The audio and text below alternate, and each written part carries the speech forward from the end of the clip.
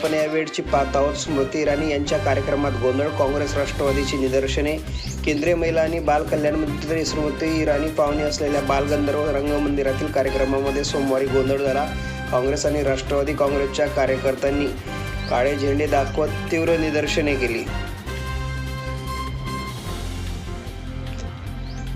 समाजातील विषमता नष्ट करण्यासाठी बुद्धांचा समतेचा विचार अंगीकारण्याची गरज, मुख्यमंत्री उद्धव ठाकरे यांचे प्रतिपादन.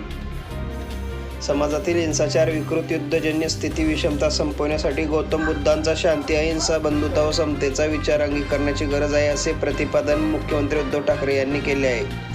भारताच्या निर्यात बंदीनंतर युरोपातील गहू महागला. भारत सरकारने गव्हाच्या निर्यातीवर घातलेल्या बंदीचा परिणाम आता जागतिक बाजारपेठेत दिसून येत आहे. आज युरोपीय बाजारात गव्हाच्या किमतीत विक्रमी उच्चांक गाठला.